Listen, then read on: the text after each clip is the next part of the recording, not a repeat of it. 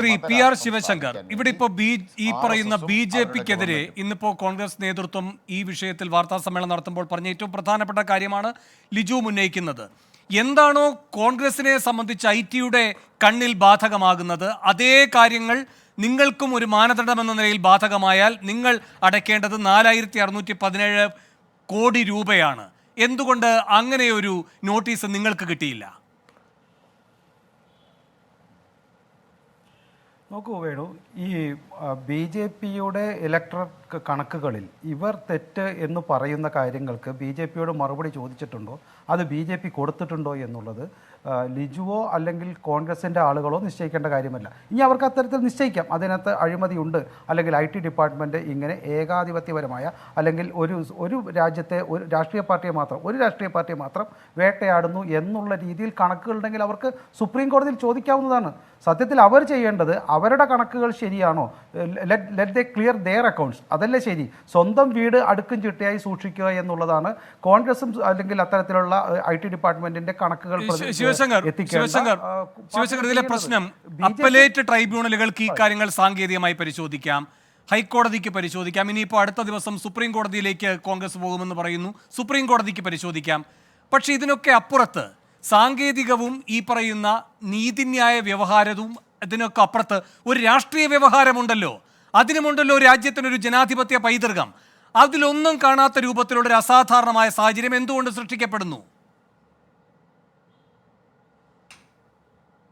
ഞാൻ മറ്റുള്ളവരുടെ കാര്യം വിടും. വേണു പറയുകയാണ്, ഈ രാജ്യത്തെ രാഷ്ട്രീയ പാർട്ടികൾക്ക് അനിയന്ത്രിതമായി പണം സ്വരൂപിക്കുവാനും അവർ സ്വരൂപിച്ച പണം രാജ്യത്തെ ഒരു ഭരണഘടനയ്ക്കോ അല്ലെങ്കിൽ അവിടുത്തെ ഇൻകം ടാക്സ് ഡിപ്പാർട്ട്മെൻറ്റിനോ അല്ലെങ്കിൽ കോടതിക്കോ ഒന്നും ചോദ്യം ചെയ്യാൻ പെടാത്ത രീതിയിലുള്ളതാണ് എന്നും, അതല്ലെങ്കിൽ അത്തരത്തിലുള്ള നിയമവ്യവസ്ഥയ്ക്ക് അനുകൂലമായി അല്ലെങ്കിൽ അതിന് കീഴേ നിൽക്കേണ്ടതല്ല.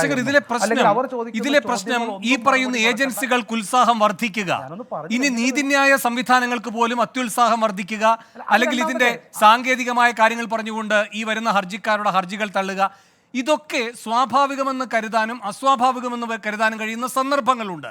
നാം ഒരു സവിശേഷമായ രാഷ്ട്രീയ സന്ദർഭത്തിലാണ്. അപ്പോൾ ആ പശ്ചാത്തലത്തെ ഒഴിവാക്കി നിർത്തിക്കൊണ്ട് ഈ പ്രവൃത്തികളെ ഒന്നും പരിശോധിക്കാനോ വിലയിരുത്താനോ കഴിയില്ല. ഇപ്പൊ പാകിസ്ഥാനിൽ ഈ പറയുന്ന തെരഞ്ഞെടുപ്പിന്റെ ഘട്ടത്തിലല്ലേ അതിവേഗം കുറെ കാര്യങ്ങൾ ഉണ്ടാവുക. അപ്പൊ നാം എങ്ങനെയാണ് അതിനെ കാണുന്നത്? എന്ത് തരത്തിലുള്ള ആശങ്കയാണ് അത് ലോക ജനാധിപത്യത്തിന് മേൽ ഉയർത്തുന്നത്? സമാനമായ സാഹചര്യം ഇന്ത്യയിലും ഉണ്ടാകുന്നു. വേണു, സമാധാനപരമായി വേണമെന്ന് ചിന്തിച്ചു നോക്കൂ.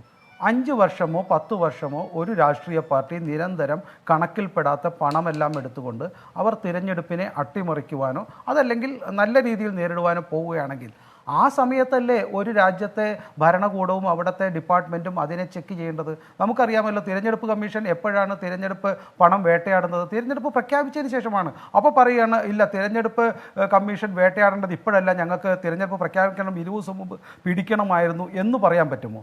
അപ്പോൾ ഏറ്റവും പ്രധാനപ്പെട്ട ഒരു തിരഞ്ഞെടുപ്പിനെ നേരിടുമ്പോൾ അവർ സ്വരൂപിച്ച നിയമപരമായി അല്ലാതെ സ്വരൂപിച്ച അല്ലെങ്കിൽ രാജ്യത്തെ നിയമത്തിൻ്റെ വ്യവസ്ഥയ്ക്ക് രീതിയിലൊന്നുമല്ലാതെ സ്വരൂപിച്ച പണമെടുത്ത് ഉപയോഗപ്പെടുത്തുമെങ്കിൽ ജനാധിപത്യത്തെ രക്ഷിക്കുവാൻ ഭരണഘടനയും അതുപോലെ തന്നെ സർക്കാരുകളും ഉദ്യോഗസ്ഥന്മാരും ഇടപെടേണ്ടത് ആ സമയത്തല്ലേ.